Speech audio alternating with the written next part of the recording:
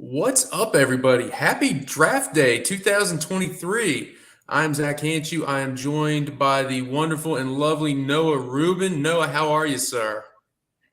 Zach, I'm doing well. I was excited for this, and I think I'm even more excited to see that you're wearing a Heat jersey. Not that I'm a Heat fan, but I like seeing guys wearing jerseys. What player is that? Because I can't see the number.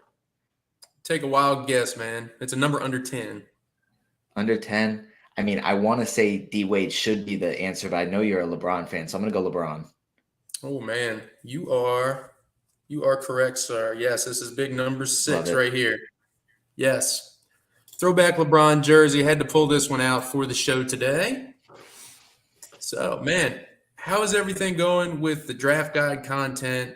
How is everything going with preseason? Any big takeaways for you so far in the preseason?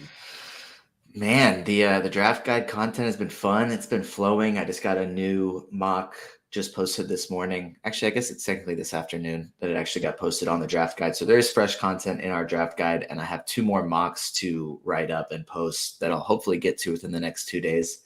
One 14-team mock and one dynasty mock. So that'll be an even longer write up because you don't usually end after 13 rounds. You go 25 deep. So it takes a little longer, but we will get that content up soon. For the preseason, man, I know you were blurbing games last night, and I wasn't as caught up in there, so you can probably speak more to that. But so far, I mean, we've seen, seems like Kobe White could be the starting point guard in Chicago. That's interesting. I know you wanted it to be your West Virginia boy, Javon Carter. It seems like in Detroit, Jaden Ivey's going to come off the bench and Ausar Thompson's going to start. I'm totally okay taking Thompson as early as top 100, maybe a little after, but love his upside this year. Those are kind of the few main things that I'm either excited about or just excited to have more tangible information after a few preseason games. Yeah, man, it's funny. We put out a nearly 8,000 word draft strategy guide this morning between the three of us, and as I was compiling everybody's responses, I noticed we had a lot of the same, maybe a lot of the same similar players in there. And one of the ones that stood out to me was our favorite late round pick, Ausar Thompson, who you just mentioned, probably going to be starting for Detroit. Very, very friendly fantasy skill set. He can stuff the stat sheet, which obviously is great for fantasy managers. And in Detroit, we know they're going to give him a ton of minutes. It's a rebuilding team. They want to see what they can do with their young guys. So, yeah, totally in agreement with you there. If we're going back to last night, Peyton Pritchard obviously went off again. He's really been looking good for Boston. We got to see what kind of minutes they're going to give him, but this roster is thinned out. In the front court, you got KP, you got Al Horford. We know they're each going to miss plenty of time this season. There's going to be minutes to be had for Pritchard. They just paid him, last week. Are you interested in him in category leagues, or is he strictly a points league guy for you? In a standard 12-team league, he's not really a guy I'm looking at all. I think that Boston has 6 guys worth rostering in fantasy, maybe 5, depending on how you feel about Al Horford as a late round guy. It's going to be hard for them to have more than that. I think most teams, it's only a handful of guys. 5 is already kind of a lot to roster in fantasy. So there's just not going to be enough minutes or enough of a role when he's on the floor for me to look at him in 12-team leagues. Maybe in deeper formats, I think he's a good player. They paid him because they like him a lot. He's looked really good this preseason, but the role in the preseason is just so different from what it's going to look like during the regular season. So not a guy I'm probably targeting in any drafts, maybe a guy I keep an eye on. If Boston has any sort of injuries and he's thrust into a larger role, then maybe I have some interest, but not sure about right now. Right on. And last night there were 2 games. So we already mentioned Boston and Philly. Moving on to Lakers and Kings. So last night we saw the Lakers. Obviously, they added a ton of guys in the offseason. Gabe Vincent, 18 points. Christian Wood, 13 points. Rui Hachimura, 13 points. Taurean Prince, 13 points on the eve of Friday the 13th, which is tomorrow. Any of the Lakers offseason additions interest you heading into the season? Any of these guys really going to stick, or is this going to be a situation where We have a bunch of guys that are really, really good for the rotation, fresh legs, deep minutes maybe they'll go 8, 9, 10 deep on any given night. Is that kind of what you're looking at? And maybe these guys aren't so great for fantasy, with AD and LeBron being the primary guys, and maybe D'Lo, Austin Reeves, maybe having some value later on in your drafts. Or does anybody stand out to you? Do you like Christian Wood? Do you like Gabe Vincent? Do you like a Rui Hachimura, Taurean Prince? Any of these guys stand out to you? Man, the short answer is no. But I think that there's definitely scenarios where all of them could have value.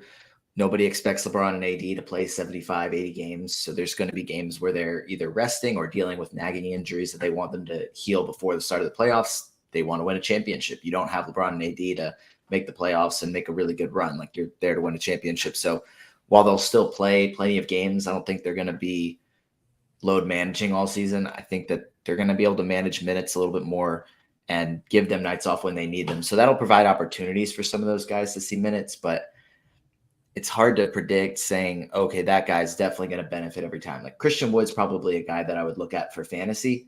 When Anthony Davis doesn't play, he's going to be able to put up numbers, but that's not going to be consistent production for me. He's probably the only one that is worth a late round pick, though, that can produce even when Anthony Davis is playing, even if it's not to the level that he will when he gets a chance to play more with AD sitting out. Other than that, it's really just D'Angelo Russell and Austin Reeves that's worth rostering to me. You can take a late round flyer on Rui Hachimura. If he starts, he'll be able to get you some points and some threes, but a lot of these guys are either single stat or 2-stat guys, and just not enough for me to take a swing on them in the late rounds. Keep an eye on them in case things start changing, but there's 4 rosterable guys to me in LA. Maybe Christian Wood as well makes a 5th. All right, good stuff. Thank you, Noah.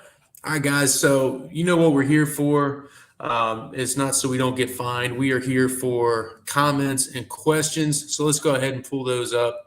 We'll just pull up the first one. Shout out to Brad, who is pretty active on Twitter in the basketball space, the lovely and handsome. I think he's describing himself here. So shout out Brad for the self-love. All right, moving down.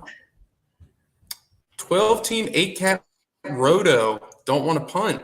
Have picks 5 and 20. At 5, if Luka falls to me, take him or pass for Steph or Tatum instead.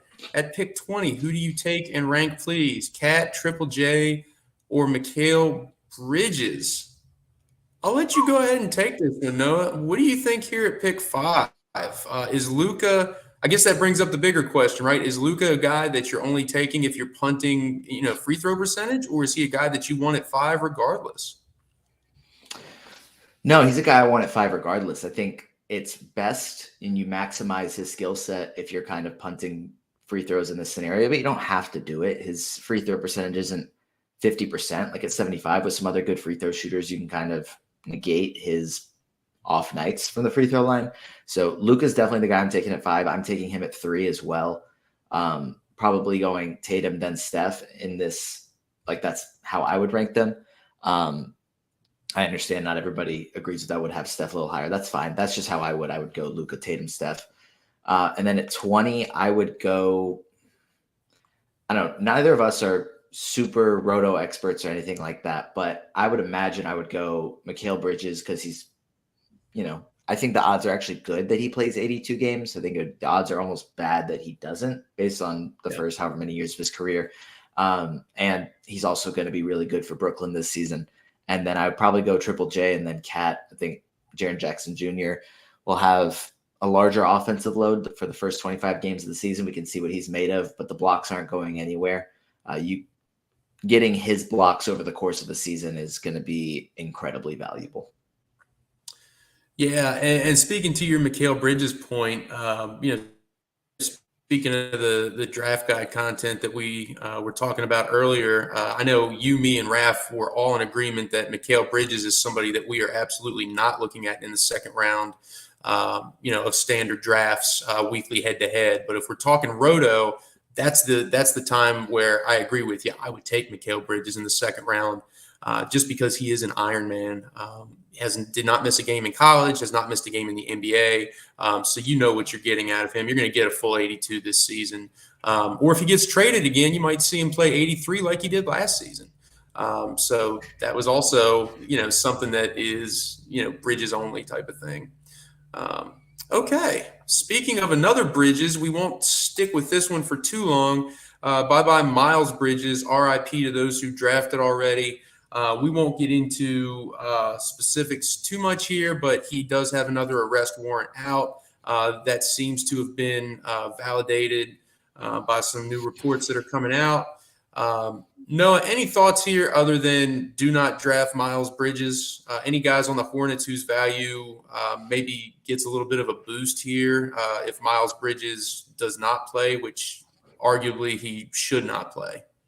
Yeah, agreed. And we'll just stick to the fantasy side of it, like you said. But I'd imagine PJ Washington is a starting power forward now. I think he would have been for the first 10 games. And now, depending on how this plays out, it could be a lot longer than 10 games.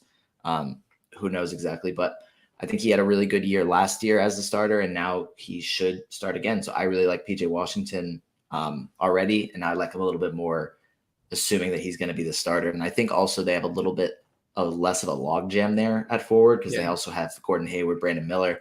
I like it more for Miller now because, you could look at it as Charlotte's probably going to try and get back to the play-in tournament at least. So maybe that ends up being Gordon Hayward's spot. But now there should be enough minutes for all three of them to see enough so that when Gordon Hayward eventually has an injury and plays 50 games or something, Brandon Miller should be the starter. So I like that more for Brandon Miller as well. Yeah, PJ Washington was a guy I was completely out on before this news for, if Miles Bridges came out. So, yeah, with Bridges likely not to play this season, can't imagine him playing. PJ Washington definitely gets a boost, as you mentioned. And Brandon Miller, the rookie, number 2 pick, should get some more run as well. Okay. Moving on. What do you think happens with Killian Hayes this year? There was some real fantasy value there last year, and he seemed like a prime walk or trade candidate before being kept around. I honestly, that's kind of what I thought too. I figured he was auditioning for his next team, his next contract. He's a guy that I would keep in mind as somebody that gets moved before the trade deadline. I can't see him being on this roster through the end of the season. But I mean, immediate take, if everybody's healthy, if Cade's healthy, if Ivy is healthy, Ausar Thompson is healthy and in the rotation, as we assume he will be. Hayes goes back to playing, 10 to 15 minutes max a night, if even that. This is a very crowded roster.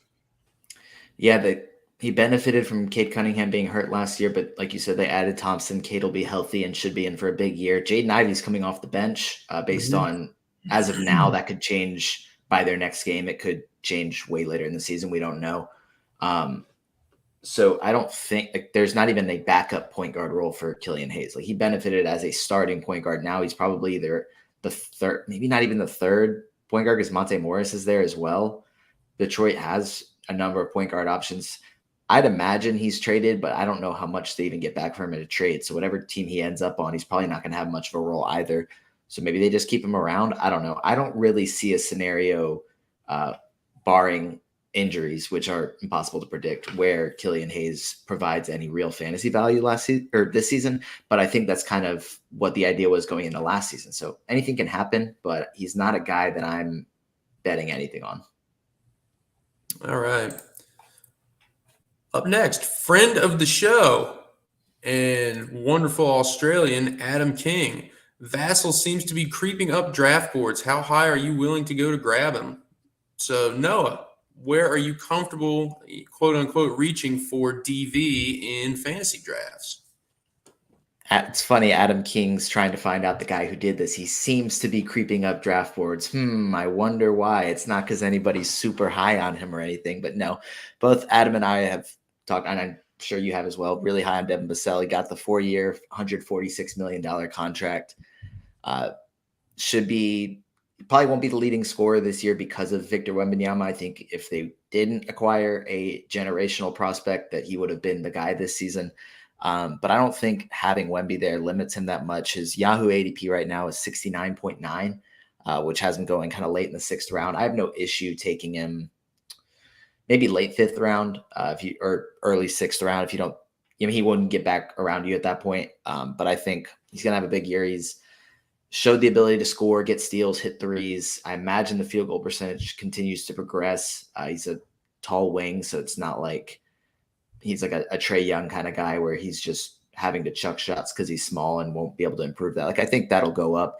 He's an underrated playmaker, really good out of the pick and roll, so should expect the assist to bump up a little bit.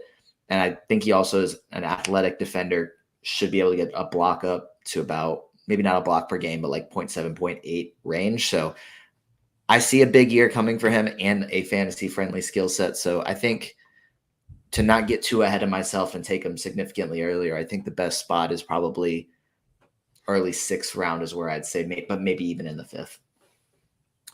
Yeah, I have him ranked currently 69th. So, yeah, I'm fine taking him right around what you're saying. So 5th round ends at pick 60. So, yeah, early 6th round, 61 to 70-ish range. If you have to take him a few picks early, if he won't be available when he comes back to your pick, totally fine with that.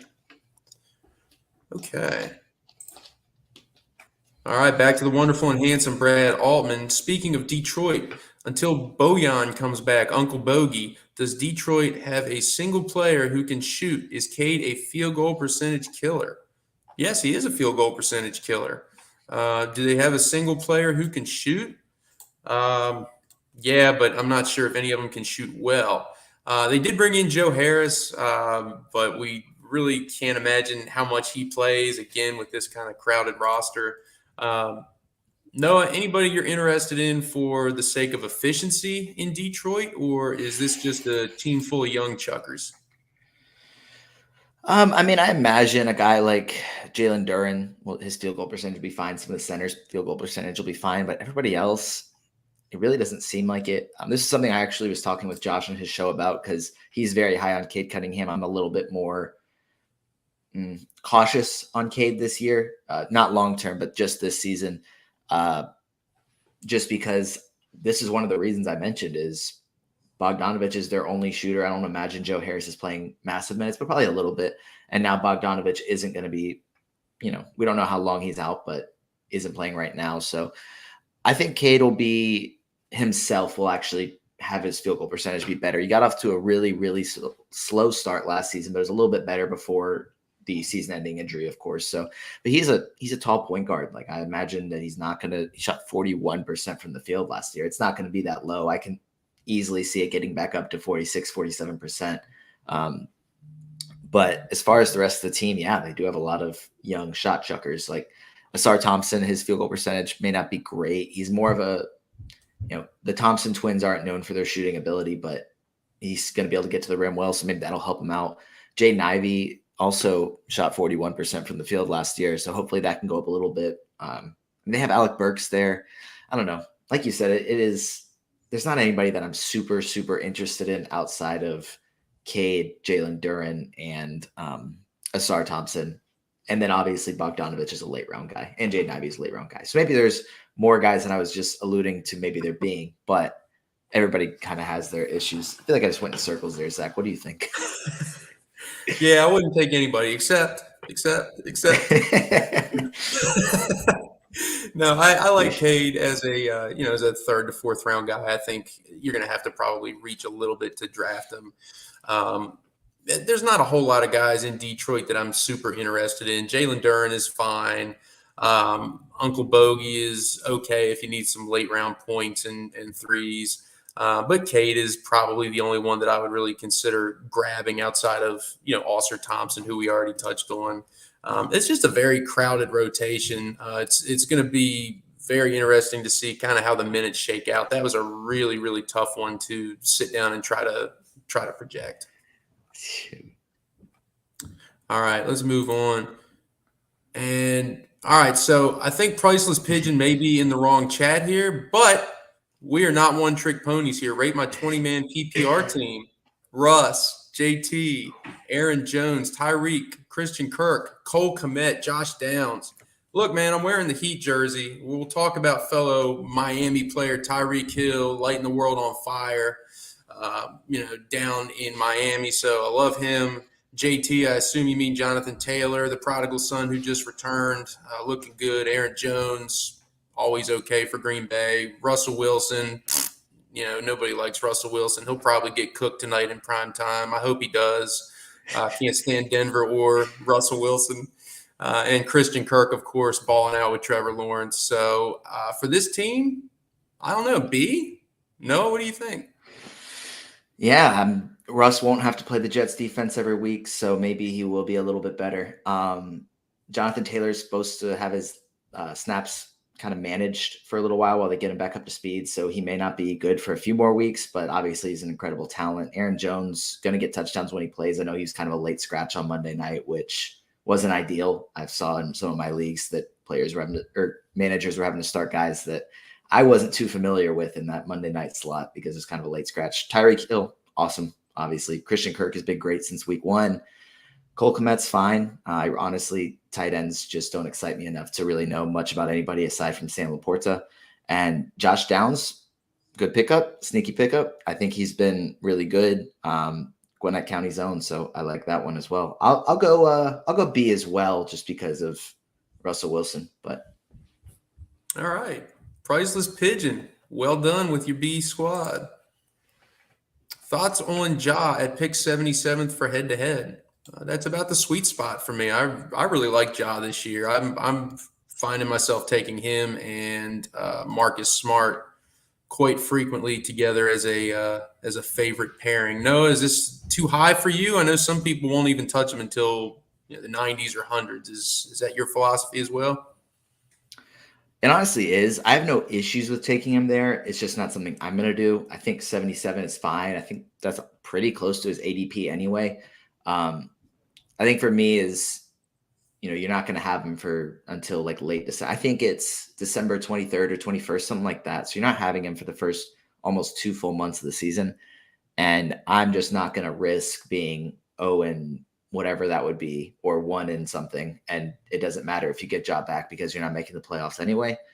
I don't have any issues with it though. Like, I know you've been doing the Marcus Smart stack. So you're getting Smart's best 25 games. And then when Ja comes back, you have him, and then Smart's value kind of goes down. So that's probably the best way to do it.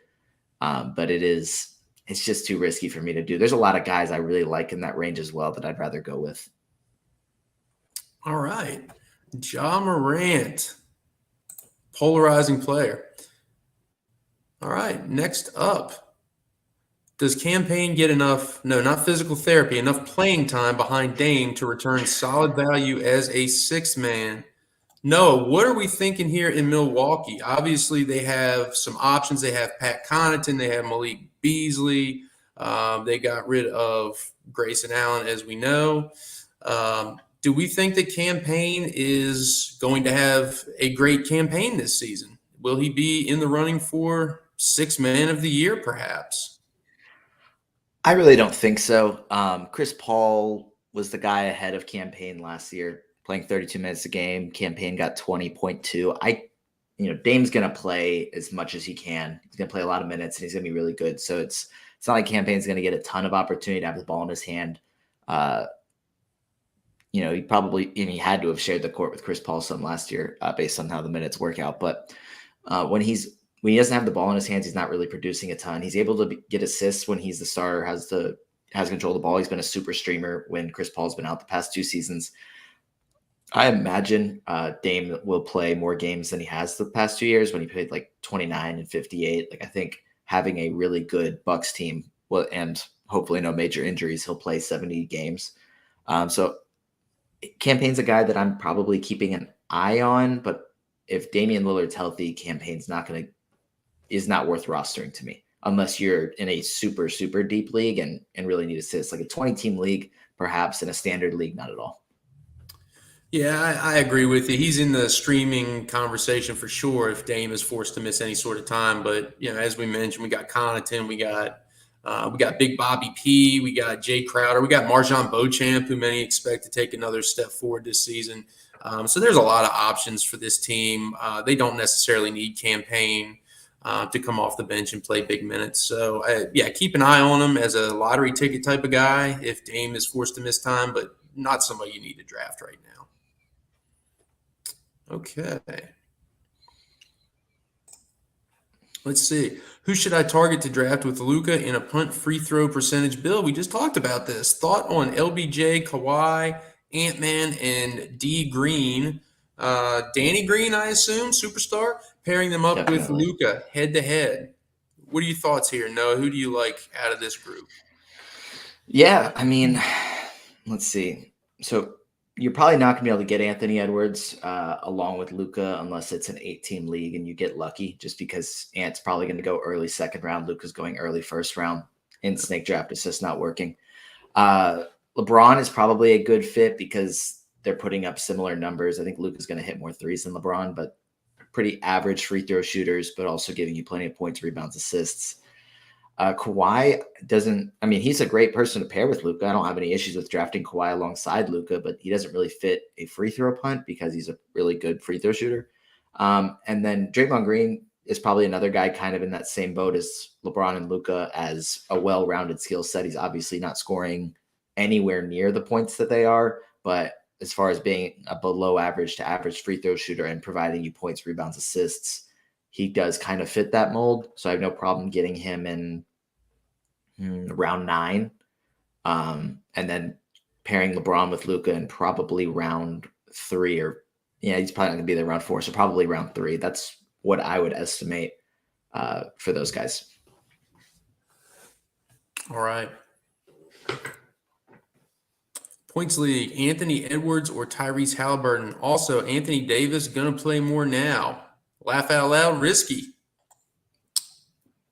Who are we thinking? Oh goodness, you just the transcribing of the entire thing was great, but I know these are probably 2 of your favorite players in the league, so it might be a hard decision for you. It is very close. Your projections that you did that have been awesome have Haliburton 5 spots ahead of Anthony Edwards, but you really can't go wrong, I think, either way. I honestly might go Anthony Edwards over Haliburton, just because we don't really know. Like, he's going to score a lot of points. He's going to be able to get you rebounds, assists, steals, blocks, a bit of everything.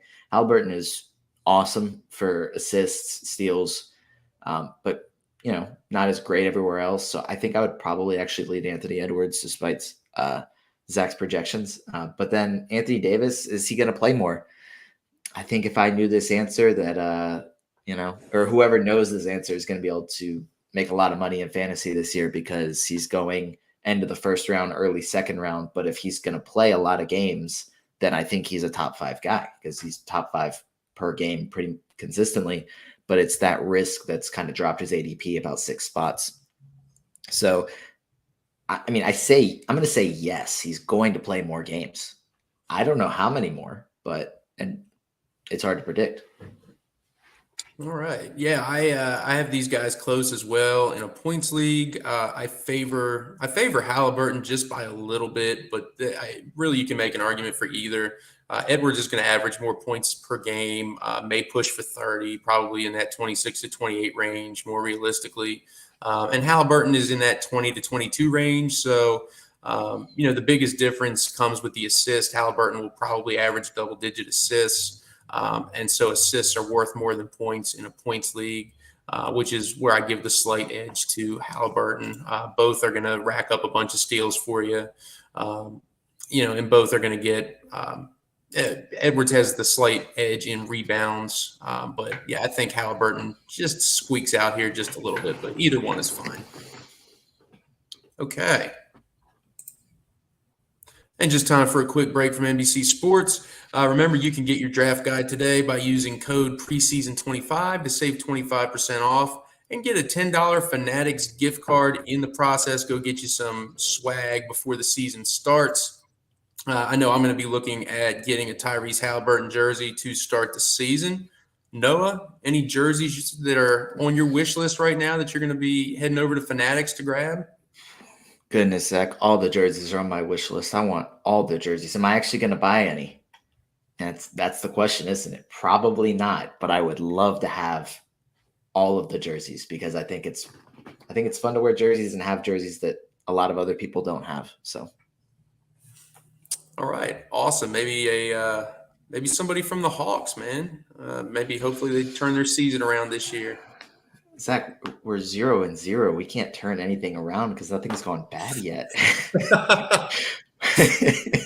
Man, you sound like Jerry Jones trying to explain that Cowboys loss from last week. We are All 1-0 in the preseason, so we're actually off to a really good start. All right, moving on.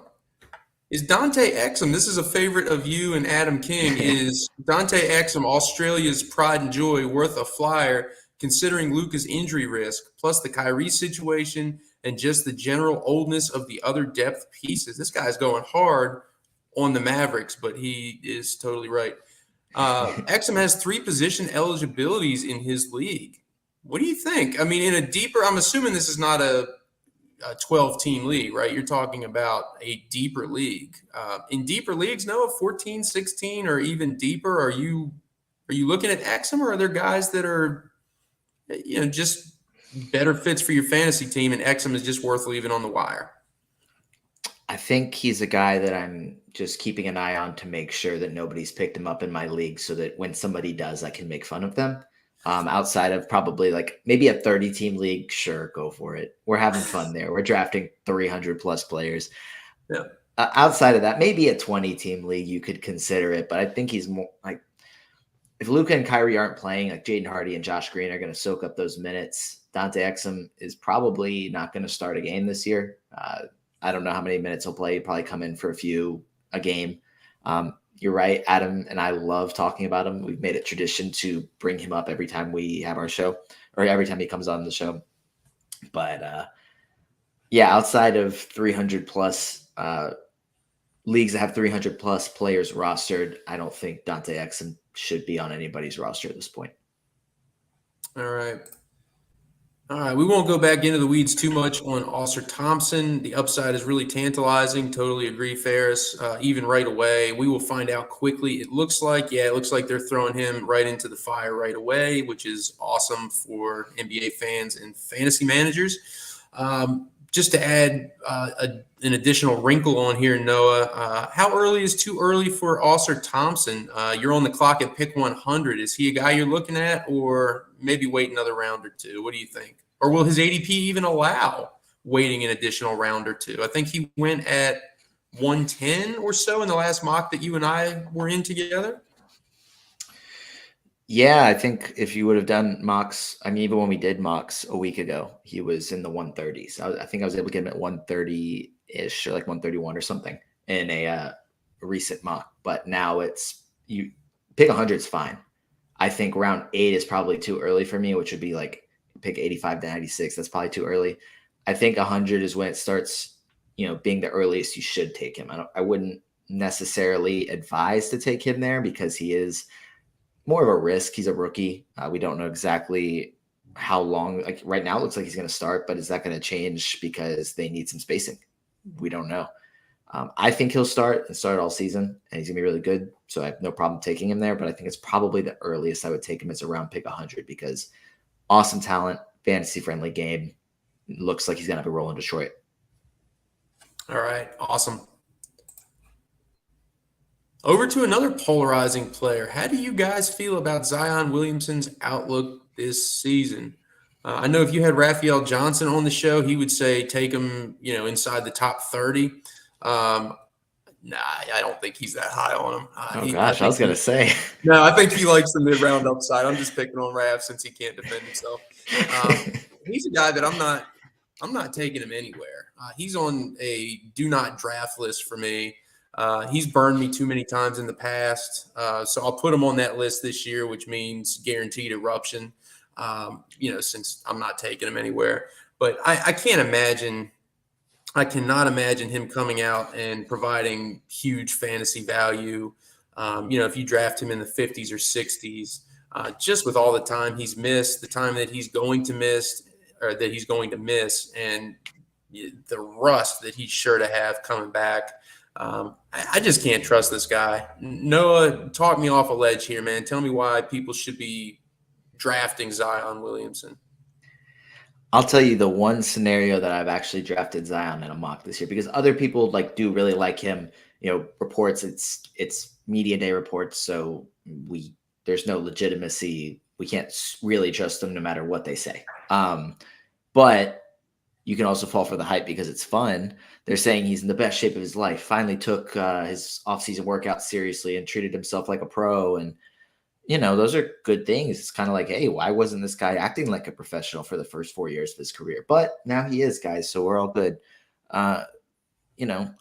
If I'm starting my draft with Giannis and I'm going to punt free throws, or you could say start with Luka and punt free throws, but I think it's more ideal starting with Giannis and a punt free throws because then you can probably also punt threes as well. And then going Zion in round 5. His ADP on Yahoo's 56.8. That's the scenario in which I draft him because when he's on the court, he's great. But, getting him on the court has been an issue through the first 4 years of his career. So I'm not going to reach on him ever if he falls to me. His ADP is 56.8. Like I said, if he's there the next round or even 2 rounds later, then sure, I'll take him just because it's value. But ideally, I'd have started my draft with Giannis and punting free throws, punting threes, and then I would be fine taking Zion at ADP. Yeah, man. Like Ice Cube said, get me on the court and I'm trouble. But it has been trouble getting Zion on the court. All right. Moving on. From G. Yosef. Thoughts on my draft. Luka, Ant-Man, LBJ, Kessler, Kawhi, Tyus Jones, Brolo, Ja, Pirtle, Mitch Robb, Green, Nurk, and Josh Hart in a 10-team head-to-head punt free throw, soft punts 3, and points. Lot to unpack here, Noah. What are you thinking about this one? Zach, that's not the same guy that asked the question earlier about getting LeBron, Kawhi, Draymond Green, and Anthony Edwards with Luka in a punt free throw format, is it? Because I said there's no way you get Luka and Anthony Edwards. Dude. I guess because it's 10-team. Maybe that's what the reasoning was. But now I feel I just said this is not going to happen, and now it literally happens. That's hilarious. Man, you have more than a 10-minute memory span like I do. So yes, I had to scroll back up here. This is the same guy, Mr. G. Okay. Yosef. He's the OG Yosef, man. Look at him crushing this draft. What do you think? He set us up there. He said, "What do you guys think? Do you think guys this is possible?" I'm like, "No, there's no way." And then he said, "Oh, it actually is. What do you think?" I think it's great. I think you have quite a few guys that are going to miss free throws. So even though you're not trying to lose free throws, you probably aren't going to win many with Walker Kessler there as well, who's a poor free throw shooter. Jakob Pirtle, Ja's average. Mitch Robinson's both not very good free throws. So definitely fits there. It fits the punt threes as well. I think with a couple guys are going to hit a lot of threes. I think Luka and Anthony Edwards will, but everybody else either average or below average or just really not going to give you anything from there. So I think it fits that mold. But then I also think it's just a really good team. I really like Tyus Jones this year. Brook Lopez should be able to block. I mean, he will punt or not really fit with that punt threes build as well, but he'll block shots. That's good. Jakob Pirtle's really good. Rebounds, field goal percentage, things like that. Same for Mitch Robinson. So no, I really like that draft. It fits the mold of the team pretty well. And you are blowing my mind by getting Luka, Ant, LeBron, and Kawhi, and Walker Kessler all on the same team. It's pretty insane. That's a nice one, man. Yeah, and filling out your roster, at the guard and forward spot in a punt free throw percentage build with the guys that you did, I think was chef's kiss, man. Well done. Okay. What are your thoughts on Collins in Utah and Sadiq Bey? No, this is close to your heart. Are you on Baywatch in Atlanta? What do you think in the 10th to 12th round for forwards in a points league? Either of these guys tickle your fancy? Yeah, I think honestly Sadiq Bey does more than John Collins, which is kind of crazy to say. I think last year would have definitely been the opposite. A few years ago, even more than that, because of how well John Collins was playing before Clint Capella came to Atlanta. But Sadiq Bey is going to do one thing, and it's going to be stretch the floor for the Hawks. So he's going to get some threes. I think playing alongside DeJounte and Trae Young, he should get a lot of open looks. So I have no problem, especially because that's a pretty late pick. That's what he's going to do is shoot threes. He rebounds decently well because he just plays hard, but mostly it's going to be points and threes. And you're not having to worry about any off shooting nights from him in a points league. John Collins, man, it's tough. I was the biggest John Collins defender 2 years ago. And now it's like I'm watching him play in his first preseason game in Utah, and it's just mistake after mistake. And in Atlanta, I gave him a little bit more grace because he was on the team and a good locker room guy. But man, I just don't see him being great in points leagues. I mean, he's not going to be able to get a ton of rebounds. He had one season of his career where he was able to get double-digit rebounds, 2 above 9. Everything else has been about 7 rebounds. Walker Kessler and Lauri Markkanen are there as well. The rebounds aren't going up. The shots aren't going up. He's not playing alongside a point guard or 2 point guards that are going to be able to get him good looks. Colin Sexton and Jordan Clarkson are not the same playmakers that Trae Young and DeJounte Murray are, believe it or not. So I don't really see a scenario where John Collins is successful in Utah. I'm probably not drafting him in any format. He's better in category leagues than points leagues, though. So I think points leagues, I might just avoid him altogether. Maybe like last round of a draft, I would consider it if he's still there because it'd be kind of crazy. But I'm probably let somebody else get him. Yeah, I think we're in agreement here. Collins is a guy that is clearly better in a categories league. I'm fine taking him outside the top 100, just because of how productive we saw him in Atlanta. Not necessarily a guy that was elite in any one category, but a guy that was solid enough and didn't really hurt you anywhere. He was in that kind of mold. So totally fine taking him as a end of bench kind of glue guy later on in my draft. But in a points league, yeah, I'll take Sadiq Bey for sure. Okay, Bam Turner or Wemby in the third in an 8-cat roto. I tell you the player that I think probably I think you've ranked them probably in the order that they finished fantasy-wise, Bam, Turner, and Wemby. The guy that I'm picking right here will not be that guy. As much as I love Indiana, I will take Wemby right here just for the fun factor. I mean, watching this guy the other night, man, he's box office. That's a guy that I want on my fantasy team. 7'4", spinning on guys, screaming on guys, dunking, hitting step back shots.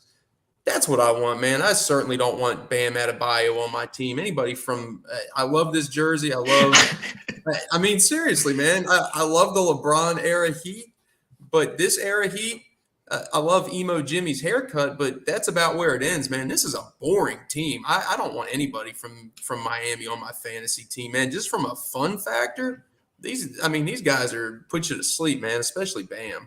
No thanks. Well, I guess he's probably doing more defensively that's fun than offensively, that's fine. I agree it probably reverse order for the fun factor, but I think it is correct order for where I would probably draft them. Maybe depending on the bill, I would go Miles Turner over Bam. I'm probably not going to get Wemby in many redraft leagues just because I think in that draft strategy column you mentioned way at the beginning of the show, I had him as like a guy that has one of the biggest range of outcomes. Like he might be a legendary rookie, be like Stephen Cat and finish as a first-round guy. He also might struggle with his field goal percentage because he does take more outside shots. He might struggle with turnovers. We saw him leaking out a lot. Maybe he doesn't get as many rebounds as a 7'4", 7'5" guy should. So I think if you're going for what I think will be the better option, I think you go Bam. And actually, this is 8-cat, so maybe the turnovers won't matter as much for Wemby. But if you're looking for somebody to take a better chance on, then I have no issues going Wemby. But I think I'd probably go Bam in this case. All right. So real life production fantasy factor, we're taking them in this order, and fun factor, we're taking them in the reverse order. So do with that what you will, Air Dunks. All right. Back to Kingy, the other pride of Australia next to Dante Exum and Vegemite Spread. Especially for you, Mr. Hanshew, is there a path to Haliburton being the number one fantasy player this season? Yeah, if he can up his assists to around 11 per game, which I don't think that's out of the realm of possibility. If the steals can be in the 1.8 to 2 range, if the efficiency can stay the same as it has at an elite level, he's hitting threes consistently as he's been doing, and the rebounds and points, remain similar or maybe take a small bump up. In that case, absolutely, he can be fantasy's top player. There's a lot of ifs. There's a lot of things that need to align for that to happen. But is it possible? Absolutely. It's not crazy to think that could happen. Noah, Is that the fanboy in me talking, or is there a legitimate path for Haliburton to be number one? There's a path. I think it is very reliant on other people's production dropping and him having an especially good season. He has a fantasy friendly game. So it's yes, it could happen. There are probably, I don't know, like 6 players that could finish first, and he is one of them. But I would say, 90% chance it's Jokic, 8% chance it's Embiid, and 2% chance it's the field. It's probably my rough estimations. All right. Moving down. Circling back to Atlanta, how high is the ceiling on year 2 for AJ Green? Or as Cal Griffin. Chad TTV likes to call him, Zoomer, Josh Smith. What do you think? Is this an appropriate nickname? Zoomer Josh Smith. And what do you think of his ceiling? We remember his game winner from last year, right? He had at least the one game winner that I remember. Did he have 2? I think he had what 2. Yeah, so it's AJ Griffin. AJ Green is probably way past year 2 of his NFL prime. Green, I'm sorry. But no, you're good. It's the football on the mind. It was the NFL question from earlier. Yeah. Yeah. No, I really like AJ Griffin a lot. I think, it would take a couple things happening, either an injury or a trade. There's been consolidation, trade talks for the Hawks, them going after Siakam, giving up DeAndre Hunter. If they're able to keep AJ Griffin in that, assuming that happens, I don't know that it necessarily is going to at this point, maybe at the deadline, then he can get into a larger role. I think he's going to probably be around a 20 minutes per game guy off the bench this year. Really good shooter, just smart with the ball in his hands. Pretty much the opposite of Josh Smith, which is why I don't understand the nickname unless it's calling him Zoomer. Josh Smith is saying he's the anti-Josh Smith, because goodness gracious, Zach, I know we talked about this the other day, that era of Atlanta Hawks, but watching Josh Smith dribble the ball up and pull up threes when he's 28% shooter was one of the most frustrating things as a Hawks fan. And that's just not AJ Griffin. He is a much smarter player and a better shooter, though he's doesn't quite have the flair and athleticism and defensive capabilities as Josh Smith. So not really the same player to me. Yes, one of my favorite teams of all time, the 2009-10 era Atlanta Hawks.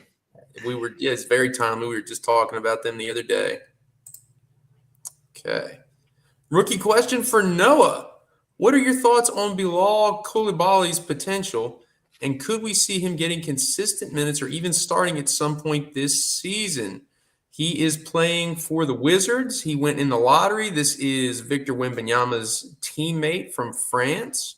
Has looked very good in preseason so far as a potential defensive anchor, maybe? What do we think here, Noah? This is your wheelhouse, man. Take it away.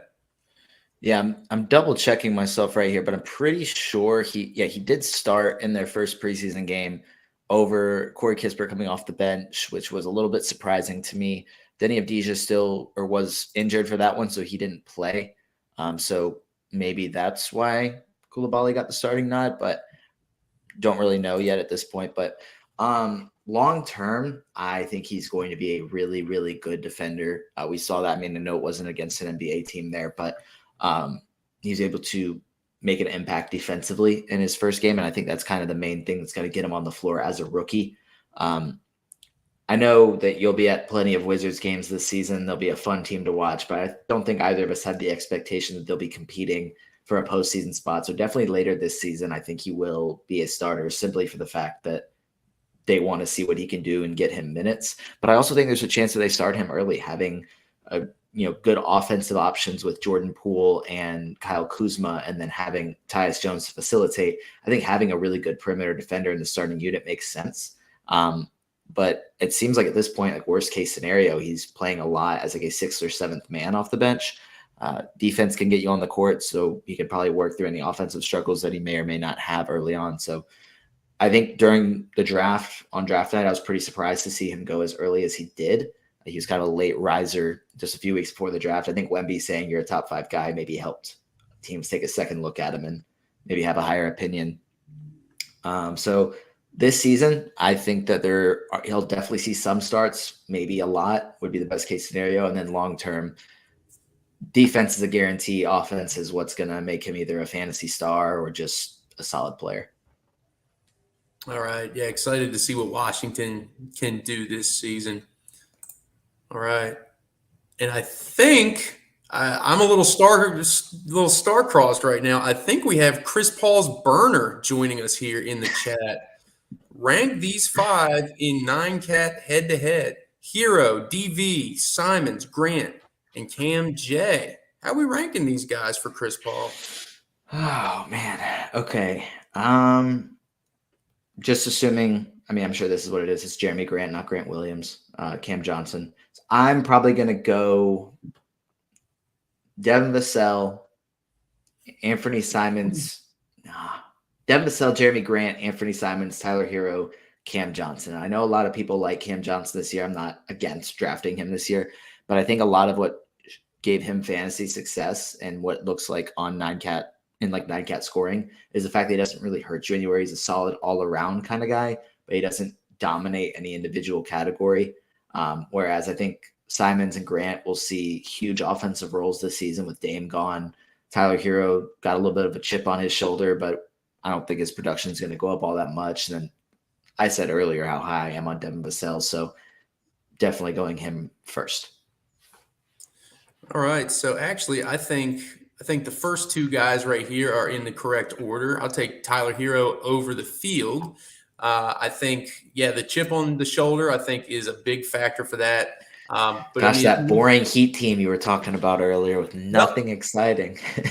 that is a boring Heat team, but so I should have qualified that earlier. I'll retrace my steps here. Tyler Hero is a guy that I do love. I have found myself taking him in a lot of mock drafts, so I will backtrack on that one. I do like Tyler Hero. I do like the chip on the shoulder. I do like that Gabe Vincent and Max Strus are gone, and they brought in nobody to replace that production. Your bench, your biggest guys, you're looking at Kevin Love, old, Kyle Lowry, old, was rumored to be on the block, probably doesn't last and hold up. Jimmy Butler doesn't play a ton of games every season. So where are those minutes going to go? Are they going to funnel through Caleb Martin? Or are you going to have Tyler Hero playing more point guard, which we've seen him be very capable of doing? Are we going to see him handling more on the offensive end? Absolutely, 20-plus points per night. Does he get up closer to that 25 per game range? Does he push his assists up into the maybe 6.5 range? If that happens, we're looking at a guy that could potentially be in the top 50 or 55 in per game value. So I like Tyler Hero tremendously this year. We've already talked at length about Vassell. He should be great. I'll probably move Cam J into third, just because you're right. He's that type of guy that doesn't really hurt you in a ton of places. He's a very well-rounded skill set. So I think that I just like the safety of it. I think he has a very high floor, if not necessarily a high ceiling. And then Simons and Grant after that, they should both see bumps in usage with Dame out. But I'm curious to see what they end up doing in Portland with these young guys. So not going to go super high on Simons and Grant just yet. Okay. Moving on, we have time for a couple more questions here. What's going on, my dudes? How are you? Thank you for asking. Nobody ever asked. They just dropped the questions. If Jokic, Embiid, and Luka are gone, who are you taking it for? Shea, Tatum, or Hallie? This is great, man. None of these are bad options right here.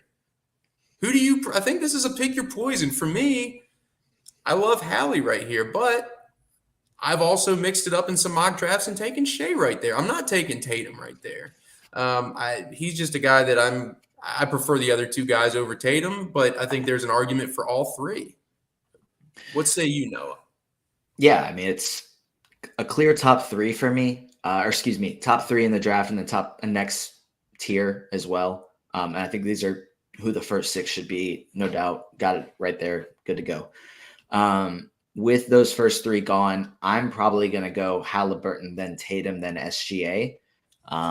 It's just how I would do it. I don't think there's a wrong answer. Like you said, I'd really like what Haliburton showed last year. I think Indiana has a better team this year.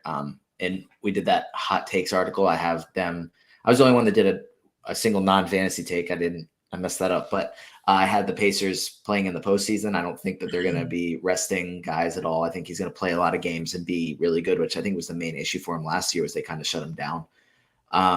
Tatum is kind of in that same boat of he's going to play a lot of games and be really good. All three of these guys are, but that's what gives Haliburton the boost that he didn't have last year. SGA is a phenomenal player, but he's not going to be any better than he was last year. I think statistically, it's pretty unlikely for him to grow from last year. It's just how much can he maintain? I think any slight slippage in production will just kind of bump him down a few spots. I just kind of prefer the other guys. I think also with the teams I like to build, it's either, sometimes it's punt free throws or punt turnovers and field goal percentage. And SG doesn't really necessarily fit that as much. But then again, I don't think I've done a mock draft this year where I picked 4, 5, or 6. So I haven't really gotten to start with any of these guys. This is me kind of speculating how that would go. Yeah, so you have been bribing everybody that's been hosting these mock drafts and getting the second overall pick. So well done to you. 2, 8, or 11. Those are my 3 spots. Yeah. All right. Is it Melton time in Philly? Yes. Next question.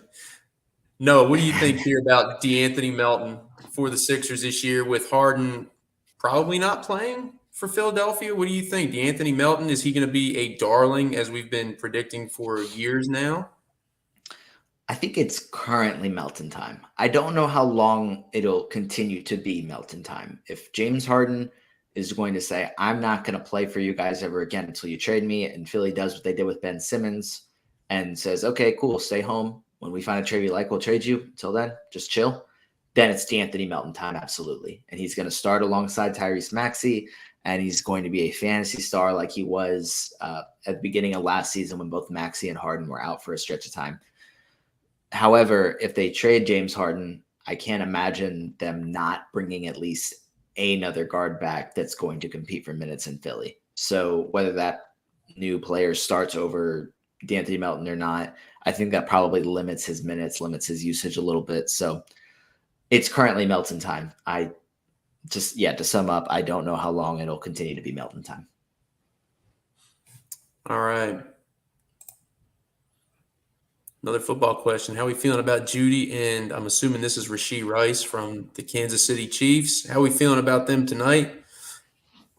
Rashee Rice burned me last week. He was in a parlay that I needed to hit. So shout out Rashee Rice. Hopefully you score tonight. Jerry Judy, you're going to need to score if Denver wants to hang around in this game. No, any thoughts here on these guys? Yeah, man, I think it's going to be an absolute blowout. Any sort of Kansas City guy that's worth rostering, I'm probably going to start. So just because I think I saw a number or stat, I guess you'd call it, that Patrick Mahomes has never played the worst ranked defense in his NFL career, like has never written up against the number 32 ranked defense until tonight. So it's just, I think it's also a Thursday night game. It's asking for it to be a 17-13 final or something boring like that. But I don't know if I'm feeling good about Judy either, just because I think I saw reports from not a little while ago that they might be looking to trade him.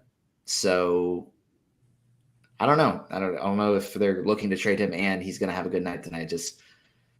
I don't know. Don't feel great about either, especially on Thursday Night Football. But if I'm going to actually feel better about one, I think it's Rashee Rice. All right.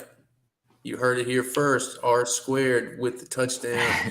Rank these 4 guards in 9 category head-to-head.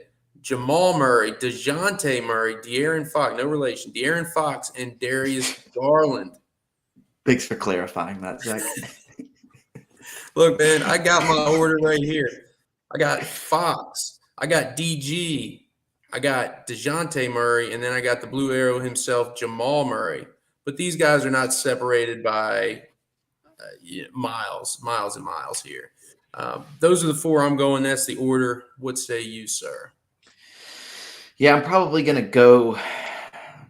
It's DeJounte 1 for me for sure, and Jamal Murray 4 for me for sure.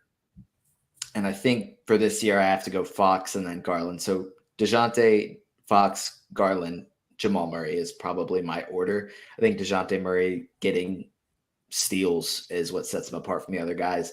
And, 2 years ago, he was barely hitting any threes, but he shot more just from coming to Atlanta. And then Quinn Snyder wants the Hawks to shoot even more threes. And we saw DeJounte Murray just chucking them against the Celtics and in their first preseason game. So Hawks, the team, are going to shoot a lot of threes. And I think that's going to actually give DeJounte a little bit of a fantasy boost.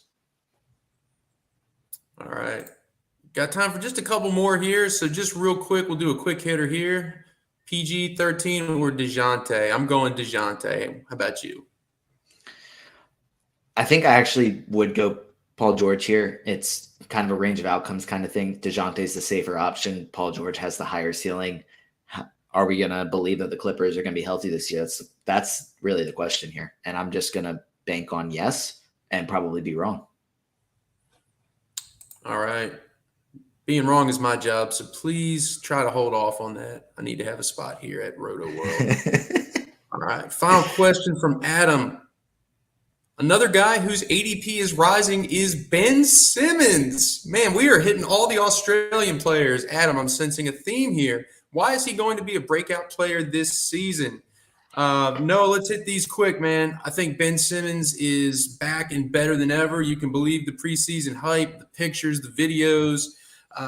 He never went anywhere. He's always been what we thought he was. He can score, he can rebound, he can assist, he can rack up defensive stats. In a build where you are punting free throw percentage and you don't need triples, Ben Simmons is going to be phenomenal. And I think he can come back and be a great option for your fantasy team this year with those caveats in mind. What do you think? Yeah, he looked good in the preseason game, not just the numbers look good, but he looked more comfortable playing for the Nets than he has basically since before that series against the Hawks. So I think he's going to be better than his ADP. He's going to be significantly better than he has been the last 2 seasons. But I think as his ADP starts to rise up, it's kind of going to eliminate some of the value from him. So, we got to be careful here, guys. I think it's starting to be up there. You're taking him before pick 100 or around pick 100. And I think that might eliminate some of the value. All right. Real quick, Noah, this is an article that the Rotoworld guys are going to have out for you next week. We've been talking about this pretty extensively in our group chat. What 2 players would you target for the 12th, 13th picks in round 1 and 2? This is a hot topic this year. 12, 13 is always seems like kind of a sweet spot to get some good value. A lot of guys in that range come with injury risk. That is very true as well. Too crazy to take Wemby? Yes. No chance he falls back. You're not going to have to draft him that early, I wouldn't think. I would not take him that early. 2 of the guys, so I think there's kind of a short list here. I think you got AD, LaMelo, KD, Ant-Man, Dame, Booker, Sabonis, Donovan Mitchell, Trae Young, and Kyrie Irving. That's my short list of guys that would go at 12, 13. Noah, you can chime in if there's anybody I missed here.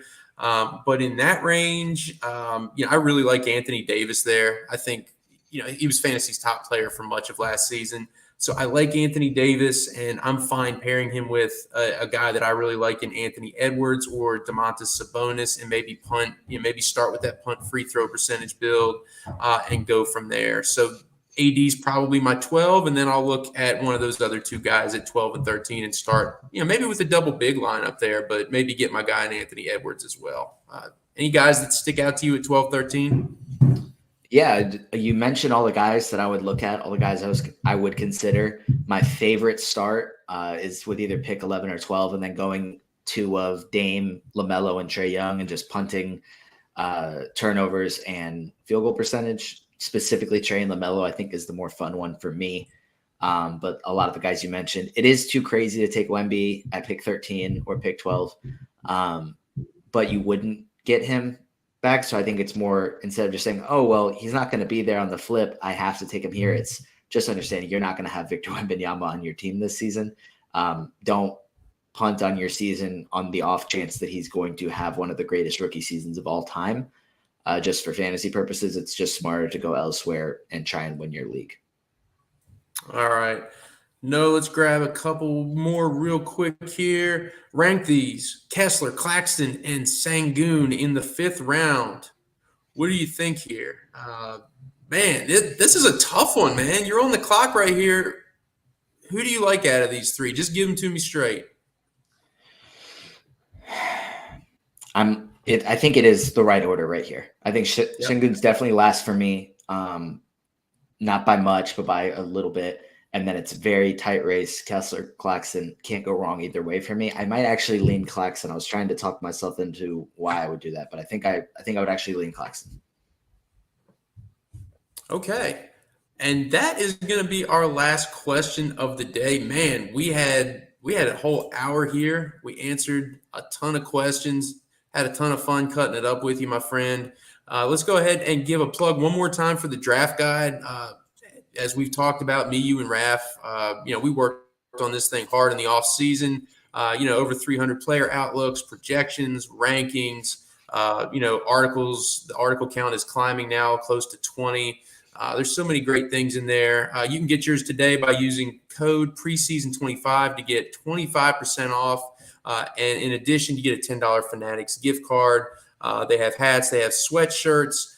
They have any sort of team merchandise that you want. You can grab a LeBron James jersey. You can grab a Tyrese Haliburton jersey, or maybe even a Zoomer Josh Smith jersey if that is your preference. Noah, any parting thoughts, my friend?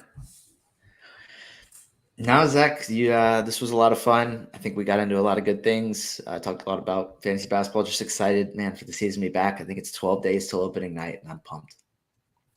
And just so everybody knows, last season I did this Q&A solo, but man, this is way more fun doing this as a team. So Noah and I will be tag teaming the Q&A all season. Every week we'll have that schedule out to you sometime here before the season starts, once we get that shored up. And I'm really looking forward to it, man. I always have a great time coming on here and talking with you, and I think we're in for a great season, man. Absolutely.